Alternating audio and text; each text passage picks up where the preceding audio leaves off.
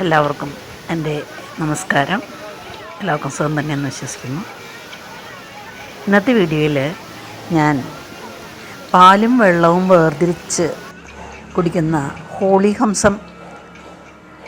ഹോളിഹംസങ്ങളെക്കുറിച്ചാണ് സംസാരിക്കുന്നത്. ഹോളിഹംസത്തിന് പാലും വെള്ളവും ചേർത്ത് കൊടുത്താൽ അത് പാല് മാത്രം കുടിക്കും. അതാണ് ഹോളിഹംസം എന്ന് പറയുന്നത്.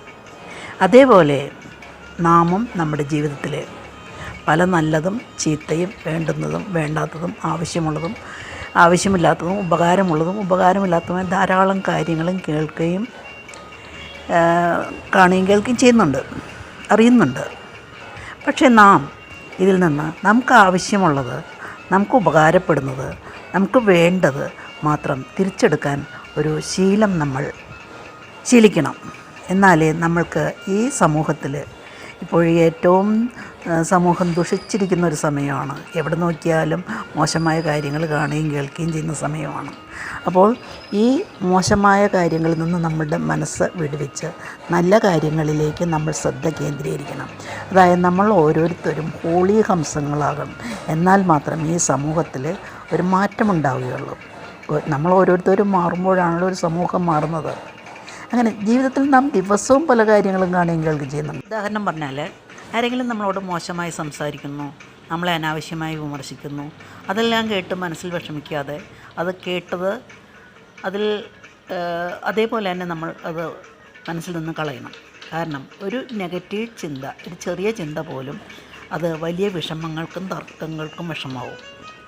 അതായത് ഏത് സാഹചര്യത്തെ, എത്രയും മോശമായ സാഹചര്യത്തിനെയും ശാന്തമാക്കാൻ നമ്മൾ ശ്രമിക്കണം. ഒരാൾ കോപത്തോടെ നമ്മളോട് സംസാരിക്കുകയാണ്, തിരിച്ച് കോപത്തോടെ സംസാരിക്കരുത്. അതായത് വ്യർത്ഥത്തെ സമർത്ഥമാക്കാൻ പഠിക്കുക.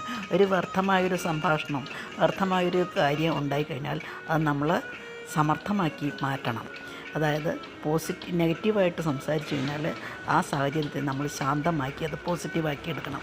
അങ്ങനെ ചിലരെപ്പോഴും പറയും, എന്തുകൊണ്ട് ഇങ്ങനെ സംഭവിച്ചു, ഇനി എന്താകും എന്നെല്ലാം പറയാറുണ്ട്. അതായത് അവർ പ്രശ്നചിത്തരാണ്, എപ്പോഴും പ്രശ്നത്തെക്കുറിച്ച് ചിന്തിക്കും. പ്രശ്നത്തെ ചിന്തിച്ചു കഴിഞ്ഞാൽ നമ്മൾ എന്ത് ചിന്തിക്കുമോ അത് ഇൻറ്റൻസിഫൈ ചെയ്യും, കൂടുതൽ അതിന് കാഠിന്യം വർദ്ധിക്കുകയാണ് ചെയ്യുന്നത്. അതുകൊണ്ട് ആ പ്രശ്നങ്ങളെക്കുറിച്ച് ചിന്തിക്കാതെ എപ്പോഴും നന്മയെക്കുറിച്ച് ചിന്തിക്കുക. എപ്പോഴും സംഭവിക്കുന്നതെല്ലാം നല്ലതാണ്, അല്ലെങ്കിൽ ഈ സംഭവിച്ചത് എനിക്ക് എന്തില്ലെങ്കിൽ നല്ല പാഠം നൽകാനായിരിക്കും എന്നെല്ലാം ചിന്തിക്കുക. ചില പ്രശ്നങ്ങളെക്കുറിച്ച് ചിന്തിച്ചിട്ടൊരു കാര്യമുണ്ടാവില്ല, നമുക്കതിനൊരു സൊല്യൂഷൻ ഉണ്ടാവില്ല. അതുകൊണ്ട് തന്നെ അത് വിടുക. അപ്പോൾ എപ്പോഴും പ്രശ്നചിത്തരാവാതെ പ്രസന്നചിത്തരായിരിക്കുക എന്നുള്ളതാണ് നമുക്ക് ഈ ഹോളിഹംസം ആവുക എന്നുള്ളതിനർത്ഥം. നന്മ മാത്രം എടുത്താൽ മതി, നമുക്ക് ആവശ്യമുള്ളത് മാത്രം എടുത്താൽ മതി. എന്താ വെച്ചാൽ ഇന്നത്തെ കണ്ടില്ലേ, എത്ര തർക്കമാണ് നടക്കുന്നത്. തർക്കങ്ങൾ മാത്രമാണ് ഇപ്പോൾ കാണുന്നത്, അല്ലേ? അധികാരത്തിനുള്ള വടംവലി കാണുന്നുണ്ട്. ഇതെല്ലാം ശരിക്കും സമൂഹത്തിന് നന്മയ്ക്കുമാണ്. ഇത്രയേറെ വടംവലി ഒക്കെ ഒരു സമൂഹത്തിന് നന്മയ്ക്ക് വേണ്ടിയാണെന്ന് നമുക്ക് ചിന്തിക്കാൻ പറ്റുമോ? ഇതൊക്കെ സ്വാർത്ഥ താല്പര്യങ്ങളല്ലേ?